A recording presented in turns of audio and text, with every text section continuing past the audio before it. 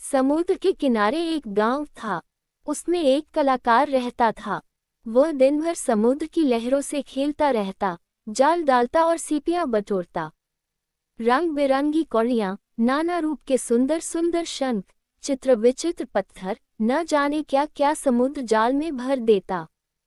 उनसे वह तरह तरह के खिलौने, तरह तरह की मालाएं तैयार करता और पास के बड़े नगर में बेच आता। उसका एक बेटा था, नाम था उसका हर्ष। उम्र अभी 11 की भी नहीं थी, पर समुद्र की लहरों में ऐसे घुस जाता जैसे तालाब में बत्तख। एक बार ऐसा हुआ कि कलाकार के एक रिश्तेदार का मित्र कुछ दिन के लिए वहां छुट्टी मनाने आया। उसके साथ उसकी बेटी मंजरी भी थी। होगी कोई 9-10 वर्ष की, पर थी बहुत सुंदर, बिल्कुल गुड़िया जैसी। हर्ष बड़े गर्व के साथ उसका हाथ पकड़कर उसे लहरों के पास ले जाता। एक दिन मंजरी ने चिल्लाकर कहा, तुम्हें डर नहीं लगता? हर्ष ने जवाब दिया, डर क्यों लगेगा, लहरें तो हमारे साथ खेलने आती हैं। और तभी एक बहुत बड़ी लहर दौड़ती हुई हर्ष की ओर आई, जैसे उसे निगल जाएगी। मंजरी चीख उठी, पर हर्ष तो उछलकर लहर पर सवार हो गया और किनारे पर आ गया। मंजरी डरती थी, पर मन ही मन ये भी चाहती थी कि वह भी समुद्र की लहरों पर तैर सके।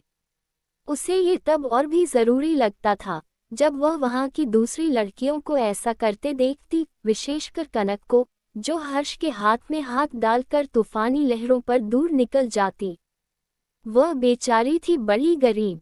पिता एक दिन नाव लेकर गए तो लौटे ही नहीं। माँ मछलियां पकड़कर किसी तरह 2 बच्चों को पालती थी। कनक छोटे छोटे शंखों की मालाएं बनाकर बेचती। मंजरी को वह लड़की जरा भी नहीं भाती। हर्ष के साथ उसकी दोस्ती तो उसे कतई पसंद नहीं थी। एक दिन हर्ष ने देखा कि कई दिन से उसके पिता एक सुंदर सा खिलौना बनाने में लगे हैं। वह एक पक्षी था जो रंग बिरंगी सीपियों से बना था। वह देर तक देखता रहा, फिर पूछा, बाबा, ये किसके लिए बनाया है? कलाकार ने उत्तर दिया, ये सबसे सुंदर लड़की के लिए है। मंजरी सुंदर है न? 2 दिन बाद उसका जन्मदिन है। उस दिन तुम इस पक्षी को उसे भेंट में देना। हर्ष की खुशी का पार नहीं था। बोला, हाँ हाँ बाबा, मैं ये पक्षी मंजरी को दूंगा।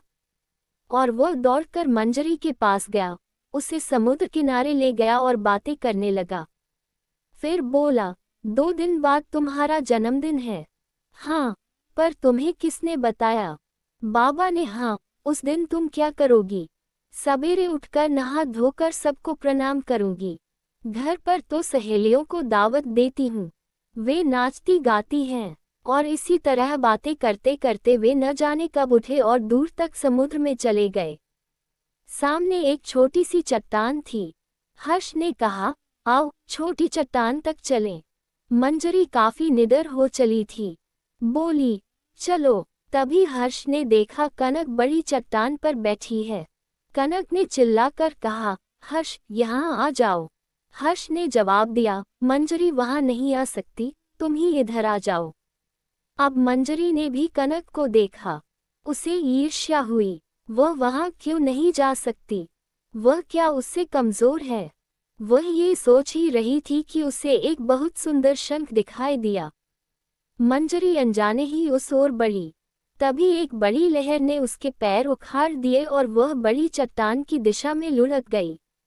उसके मुंह में खारा पानी भर गया। उसे होश नहीं रहा। ये सब आनन फानन में हो गया। हर्ष ने देखा और चिल्लाता हुआ वह उधर बढ़ा, पर तभी एक और लहर आए और उसने उसे मंजरी से दूर कर दिया। अब निश्चित था कि मंजरी बड़ी चट्टान से टकरा जाएगी, परंतु उसी क्षण कनक उस क्रुद्ध लहर और मंजरी के बीच कूद पड़ी और उसे हाथों में थाम लिया। दूसरे ही क्षण तीनों छोटी चट्टान पर थे। कुछ देर हर्ष और कनक ने मिलकर मंजरी को लिटाया, छाती मली, पानी बाहर निकल गया। उसने आंखें खोलकर देखा। उसे जरा भी चोट नहीं लगी थी, पर वह बार बार कनक को देख रही थी। अपने जन्मदिन की पार्टी के अवसर पर वह बिल्कुल ठीक थी। उसने सब बच्चों को दावत पर बुलाया। सभी उसके लिए कुछ न कुछ लेकर आए थे। सबसे अंत में कलाकार की बारी आई। उसने कहा, मैंने सबसे सुंदर लड़की के लिए सबसे सुंदर खिलौना बनाया है। आप जानते हैं वह लड़की कौन है?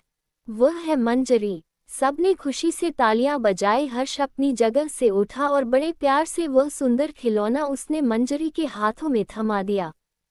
मंजरी बार बार उस खिलौने को देखती और खुश होती। तभी क्या हुआ? मंजरी अपनी जगह से उठी। उसके हाथ में वही सुंदर पक्षी था।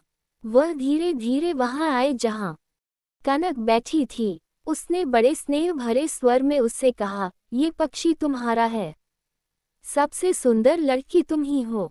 और एक क्षण तक सभी अचरज से दोनों को देखते रहे। फिर जब समझे तो सभी ने मंजरी की खूब प्रशंसा की। कनक अपनी प्यारी प्यारी आंखों से बस मंजरी को देखे जा रही था और दूर समुद्र में लहरें चिल्ला चिल्ला कर उन्हें बधाई दे रही थीं। कहानी पढ़ने के लिए हमें सब्सक्राइब करें। Kanpur story dairy. Thanks for watching.